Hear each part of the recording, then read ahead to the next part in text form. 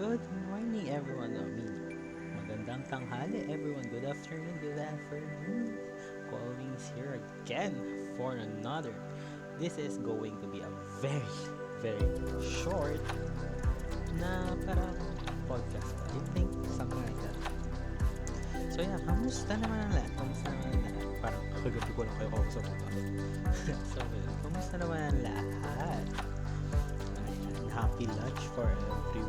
Ako'y nagbabalik. Kasi, wala lang, trip ko lang. So, ano nga ba ang pag-uusapan natin for today? Ano lang to? Short? Sobrang short na meetup. So, ano nga ba? Ano nga ba ang nasa isip natin ngayon? Hindi ko rin sure. So, natin kung ano ang hindi na ito yung song kasi masyado malakas siya sa tenor. So, hindi na ito. So, ano nga ba? Balik tayo with Towel Gaming. So, bago, mga ngasim ang headset. So, yeah, let's not make it maasim. Ayaw natin yan. So, yeah. Yung music natin, yung background music is galing sa artist na si Arrowhead. Diyan, sa YouTube. And yung kanta is, Living. And yung artist is si Arrowhead. Ayan ay isang non-copyrighted na background music as they have said sa kanilang video. So, thank you for those people na nagbibigay ng ganyan na mga non-copyrighted music. So, ano nga ba ang ating gagawin ngayon? More on siguro kamustahan lang, I think. Kamustahan lang. Yung mabilisan lang.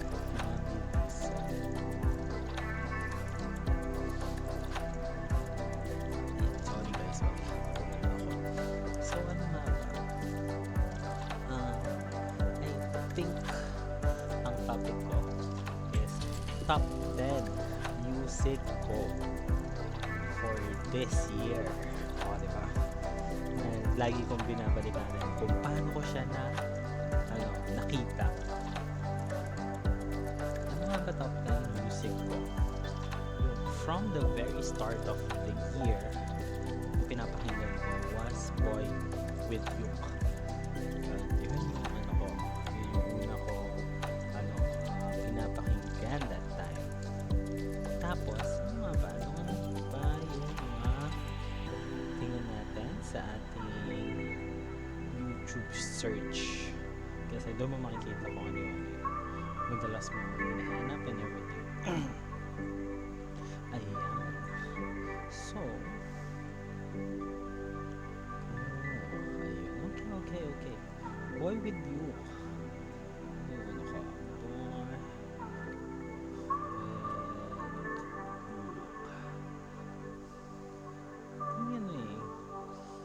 I forgot yung kanta. Ayun. IDGAF. I don't give a fuck. So, ayan. Nakita ko lang yung kanta na yan sa TikTok, to be honest. Tapos, na-catch lang ako dun sa kanta niya and everything. And, yeah. Tapos, parang, in-spam ko na siya for the whole January and everything na pinapatugtog ko. So, yun yung top 10 ko. Parang ano lang siya. Naano ko lang yung parang connection niya with the song and everything.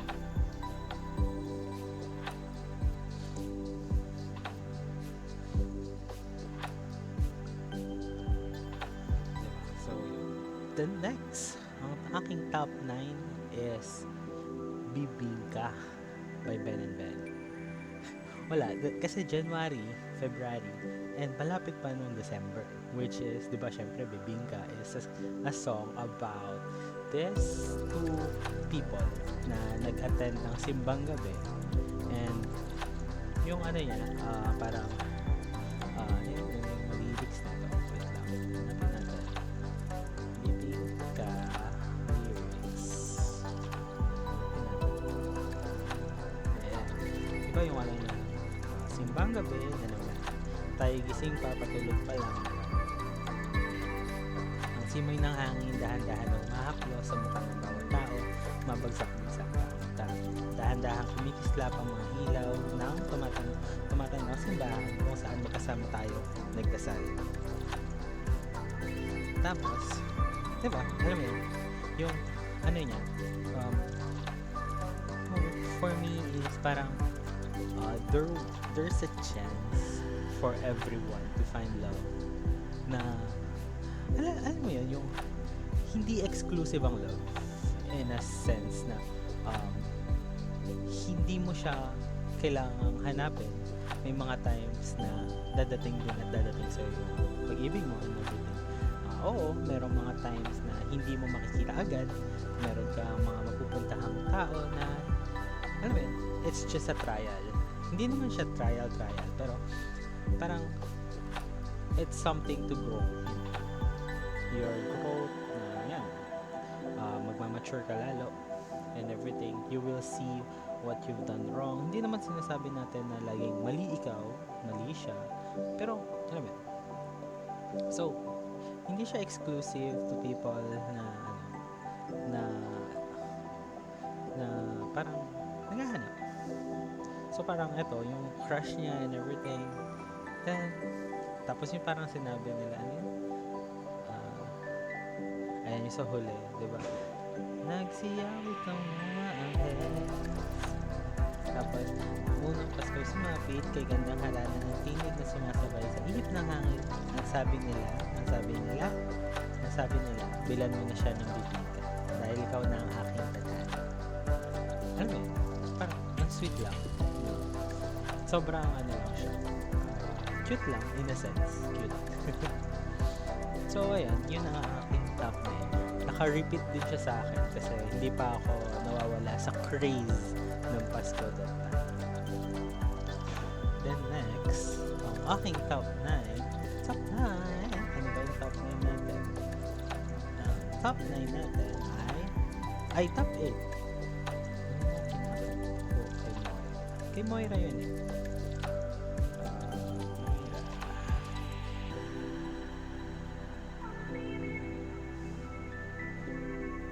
Wait lang guys. Saan na siya?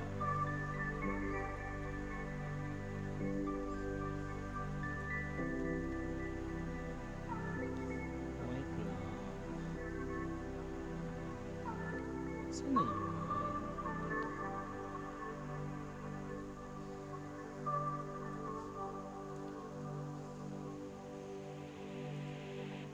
Saan na siya? Wait lang guys ah.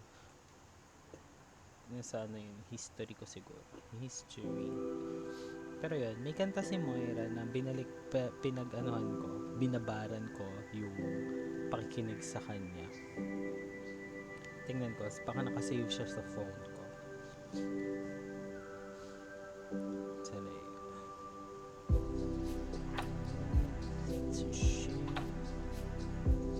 Ano yun eh?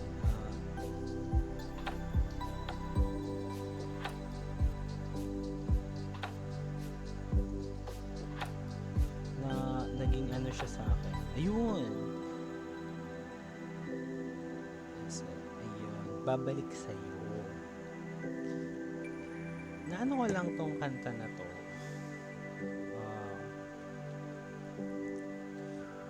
Ayan. Nakita ko lang din to sa TikTok and everything. It was covered by this guy, Echo Dominguez. Siya yung una kong nakitaan, yung kanta na to and everything. And then, nahook lang ako sa kanta. Kasi ang cutesy niya lang. Cutesy niya lang. Wala siyang, hindi siya, parang hindi siya major impact for me. Nakitan lang ako sa kanta niya. And, yun, na-spam ko siya sa aking music list that time. Then, ang sunod natin is top 7 ko is Sunday Morning by Maroon 5. Yung ano na yan, yung Maroon 5 na yung Sunday Morning. since 2014 ata, I guess, or 2015, kinakanta ko na siya. Nahook lang ako dun sa kanta na yun.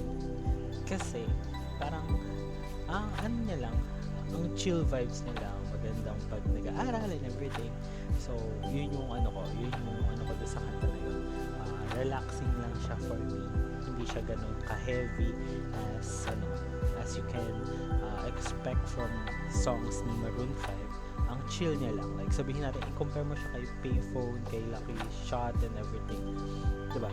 Medyo maano yung ano niya. Medyo maano yung kanta na yun. Parang, okay yung ibang kanta for pang chill, like The Memories and everything. Pero, yun talaga, yung Sunday Morning is parang chill na chill vibes lang talaga siya. So, ano na ba tayo? Top 6. Top 6 ko, ang pang-anim natin ay asan na ang ating pang-anim? Ayun, kay Tanya Markova, Iglap. Nakita ko lang tong Iglap na to, yung kanta na to. Kasi nakikinig ako, naka-ano lang siya, alam mo shuffle sa YouTube. Yung kanta, naka-shuffle lang siya. Biglang tumugtog yung kanta ni Tanya Markova. Tatlong kanta bago ko nadinig yung Iglap. Yung una is yung Linda Blair. If OG ka, alam nyo yung tunay na lyrics ng Linda Blair, compare ngayon. Then, yung isa is Picture Picture. So, okay. Vibes ko naman yung Tanya Markova. Then, biglang tumugtog yung Iglap. And, yung kanta na yun, yung time na yun, parang bigla siyang, connected with me that time. Parang, naano ko lang siya, parang, oh my God, this song is kinda heavy and everything. And then, that time, parang, ang heavy lang niya for me. Natuwa lang ako doon sa kanta. Ayan. Tapos, ang ano niya kasi, kung nakita niyo yung music video, it's a guy na parang inaape, tapos something like that. Then, nung nag-drawing siya, lumabas parang merong character created, this beautiful girl and everything. Then, parang sa isang iglap na wala yung tao, yung ganyan. I mean, so, it's something na connected sa parang,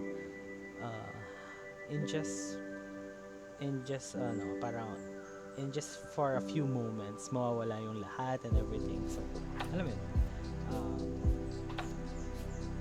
sobrang deep nung kanta for me, na it affected me in such a way na every time I'm hearing that song, that time, medyo feeling ko may iyak ako and everything, pero naka-loop siya sa akin, which is, oh my God, emo, shit. Senti-senti, kung mga matatanda kayo, alam niyo yung senti-senti. So, ayan. So, yun yung yun yung, top 5 na ba to? Or top 4? Top 6 yun. Una is, yung kay Yuke, Boy With You. Then, top 9 is, hindi ako prepare, hindi ko nilista kasi ito.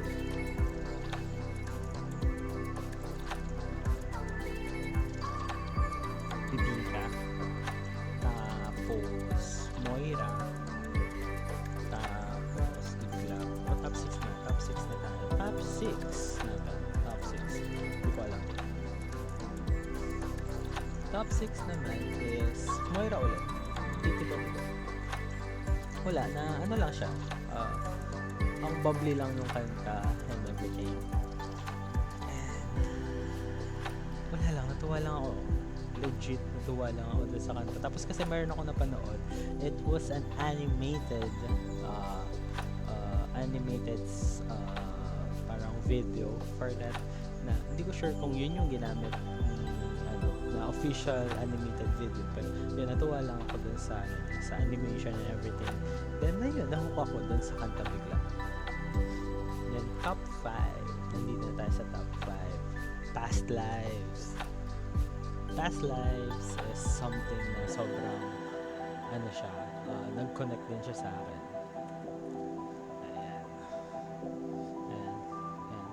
Past lives couldn't ever come between us. Lost love is sweeter than it's finally found. I've got this strangest feeling. This isn't our first time around. Parang, alam mo yan, you saw this person na, sabihin natin, you saw this person na naging jowa mo ngayon. Or someone special. You saw this someone and you felt it na parang, hindi to yung unang beses na nagkita tayo in our lifetime. And I think nagkita tayo dati pa and everything. Na parang, dati iba yung pangalan mo pero nakita kita na. Sabihin natin yung ano mo is you're a different person, I'm a different person that time too. Then, naging tayo and everything. Then, ngayong timeline na to, nakita ulit kita and everything. And nagkaroon tayo ng connection. Something like that. And it's really something na parang, yung parang sinabi pa nila, past lives couldn't ever come between us. Sometimes the dreamers finally wake up. Don't wake me up, I'm not dreaming. Don't wake me up, I'm not dreaming. So, yun naman yung parang, ang ano niya sa akin is,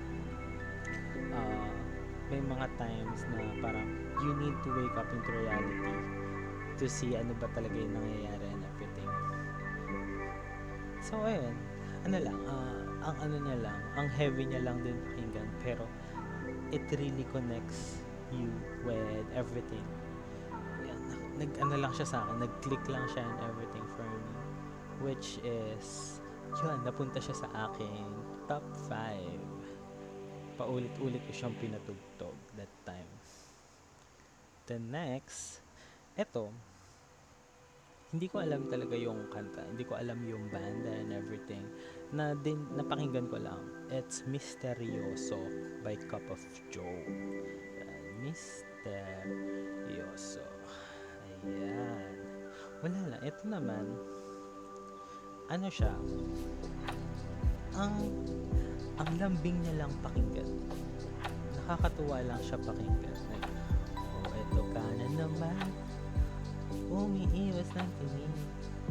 Laging nakatanaw sa mga tala, nakadungo sa bitana. Kailan mo ba magagawang italiwas sa tingin? Diba? Ano yan? So, ano lang siya, it connects to you in a way na parang you're in love to this stranger na hindi mo parang, alam mo, hindi mo siya, parang out of reach siya in a way. Tapos, yun yung feeling ko doon sa kanta na yun. And,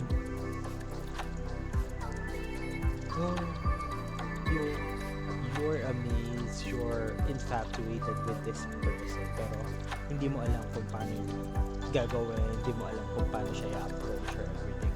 So, yun yung yun yung feeling ko that time na bago ko ligawan yung girlfriend ko.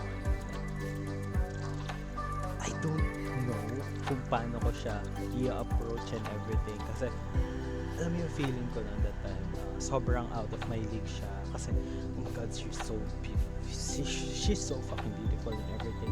Kung manamit siya, it's out of this world. Yung pananamit niya is sobrang in fashion and everything na ako, makikita mo kapag nakita mo ako in person, yung pananamit ko is parang lang ako driver ng mga tricycle or driver ng mga motor. Hindi ko dinidegrade yung mga tricycle drivers and mga MC taxi drivers. I'm just saying, for you to understand how I look, how I present myself in public, ganun yung itsura ko. Like, hindi ako marunong sa fashion and everything. So, I mean, out of my league talaga siya for me. Then, yan, top 4 na yan. Then, top 3. Ito na, top 3. Oh my God, ano ba yung top 3 ko? top 3 ko is Leaves by Ben and Ben. Ano niya, if you listen closely sa Leaves lyrics, and I can't think of all times you told me not to touch the light. I never thought that you would be the one I couldn't really justify. How you even thought it could be right because everything we cherish is gone. And in the end, can you tell me if it was worth the try so I can decide? So parang ang ano niya lang is you were in this past relationship. Tapos parang you just want to have closure na tama ba yung ginawa kong decision that time na ipinush ko yung sarili ko para maging tayo, pero nung naghiwalay na tayo is hindi pa rin ako makamove on in everything. Nung pinapakinggan ko to, ano lang siya sa akin, more on I can feel what they want to tell in this music. And alam mo yun, yung there will be times na you want to justify things na parang, is it really enough yung ganito na sorry na hindi mo alam kung ano yung nangyari. You just want to have this closure from your past relationship. Yun yung pagkaka-interpret ko dun sa kanta na yun. Kasi hindi ka maka-move on sa kung ano yung meron ka right now. And gusto mo lang talagang ma-end yung parang insufferable feeling na dumidikdik sa'yo. Kasi was it really worth it yung nangyari na yun? Or sana pala hindi na lang kita nakilala, sana na lang pala I continue my life the way it is and just go with the flow of my life na hindi ka nakilala. So something like that. Tapos sumunod niyan is leaves will soon grow from the branches of trees and all will be alright in time. From waves over groans comes the calmness of seas and all will be alright in time. Oh, you never really love someone until you learn to forgive. So pag nakita niyo yung lyrics na yan, diba? Leaves will soon grow from the barrenness of trees. Yung lahat ng puno is naglalagas ng dahon. And pagkatapos niya maglagas ng dahon is kakaroon siya ulit ng panibagong mga dahon, mga panibagong sibol ng dahon. And it signifies na hindi naman palaging ganyan na kalbo yung puno, hindi naman palaging walang dahon yung puno. It's just that there will be a time na sisibol ulit yung mga bagong dahon. And okay lang yan. Kasi that is house life. Parang yung ganun ang takbo ng buhay talaga. Tapos from waves overgrown comes the calmness of sea. Diba every time na humahampas sa dalampasigan yung mga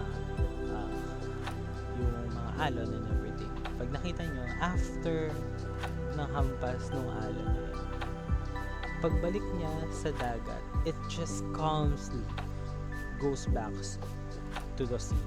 Yung tubig bumabalik lang calmly dun sa dagat and everything. So yun, all will be alright in time.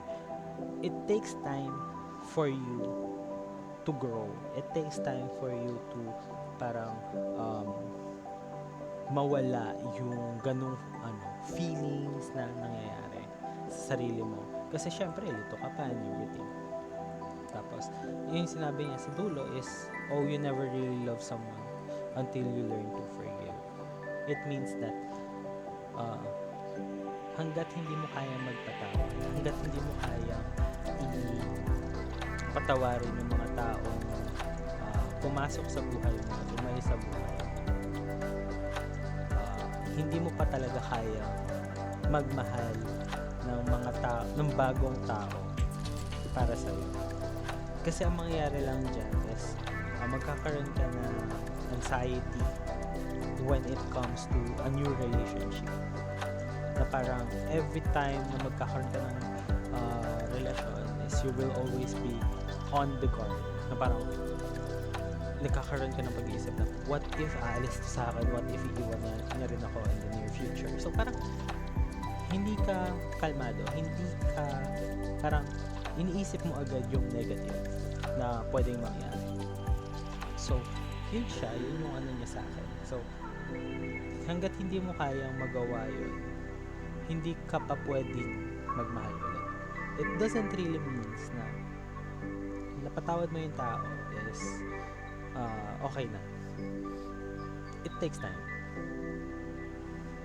So yun yung ano ko, top 3 leaves. Then aking number 2, top 2, Heaven Knows. Yan. Lumang kanta, Heaven Knows, Orange and Lemon. Eto, ganun din, parang leaves din siya. Kasi pag tinan mo yung lyrics, there are times when I'm lying in my bed, how I bellow and cry from the stupid games.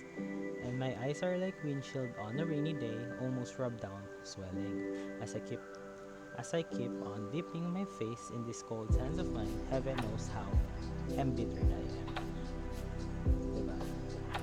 So, parang yung lalaki dito is ano niya is parang yung ano niya lang yung parang hindi niya alam kung paano niya ano yung feelings niya to this person. Parang I want to set free this person kasi parang out of my league ang dating niya. Yun yung ano ko dito. Yun yung dating niya for me. Kasi cause this angel has flown away from me, leaving me with drunken misery. I should have clipped her wings and made her mine for all eternity. So parang hindi siya naging committed to that person. Something like that. Parang hinayaan niya lang na umalis yung tao na to and everything. Ano? Now this angel has flown away from me. Thought I had the strength to set her free. So parang kala niya sa sarili niya na nakakayanin niya yung pakawalan tong tao na to and everything. Pero yun pala hindi. Which is ang dami niyang regrets dahil dito sa mga sa pagpapaano sa tao na yan. And yun yung ano ko sa kanya. Then ang top 1 natin, ano nga ba yung top 1 natin? Let's see. Ano ba yung top 1 ng ating araw for this year? I mean, nahanap ko pa ang ating top 1 na nasa aking saan yun? Ayun. Eto, kaya ko siya naging top 5. Naging top 1, top 5. Yan. Top 1 is yung ano ni Young Kai Blue. Yung Young Blue yung kanta. Si Young Kai yung nag-produce. Saan yung lyrics natin? Ayan.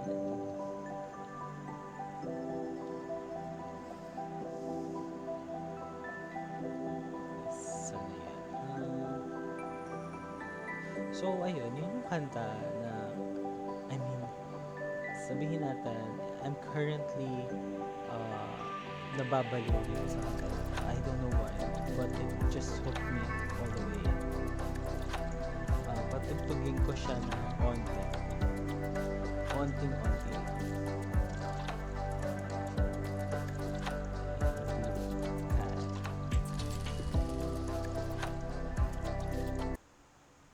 Yan. Hindi ko siya iyaan na mga 2 seconds lang yan. Ayan, you can see the vibes na kanta. So, ayan.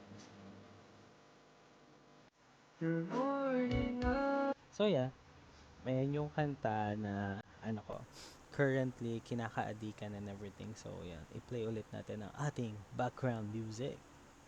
So yeah. Ayan. So, nakita ko lang yung kanta na yon sa TikTok.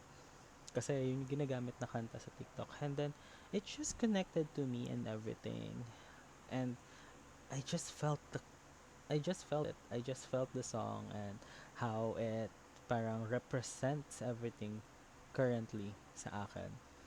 So, alam niyo yun yung nangyari for me. So, I can't stop listening to that song and everything right now. So, kaya siya yung naging top 1 ko. Hindi siya major factor, pero, um, isa na yung lyrics niya. Lyrics. And, ayun, no, yung your morning eyes, I could stare like watching stars. I could walk you by and I'll tell you without a thought. You'd be mine. Would you mind if I took your hands tonight? No, you're all that I want this life. And I really, like love this song. Now, it just resonates with me. And my love will always stay by you. I'll keep it safe, so don't worry a thing. I'll tell you I love you more. It's stuck with you forever, so promise you won't let it go.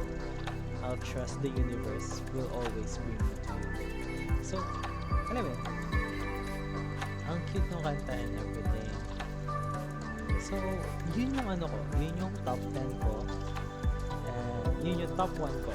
And then, everything is my top 10. So, if you have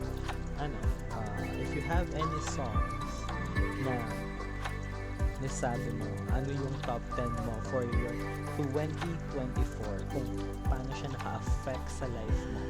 Yung mga kanta na yan, it affected me in a way in my life for this year, for 2024. It affected me in a way na na-motivate ako mag-aral, na-motivate ako sa mga gawain ko and everything.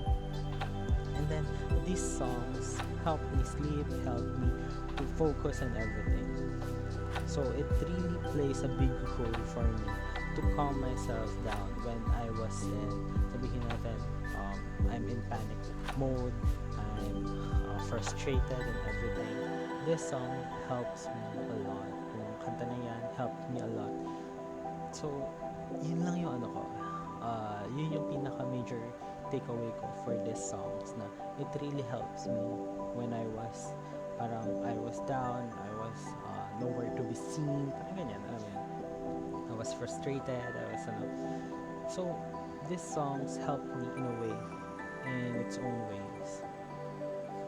So yan lang, yun yung sabi ko short, 33 minutes, oh my god.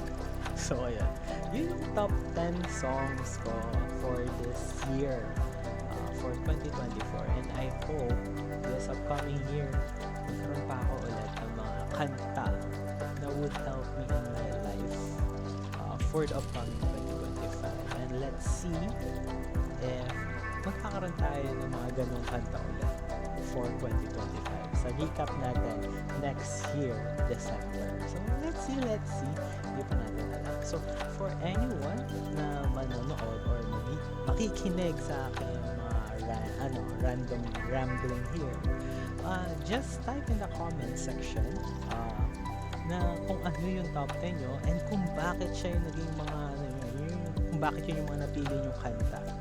So, sabihin natin kahit top 3 nyo lang and then. Pero yeah, you can list down your top 10 down sa comment section natin.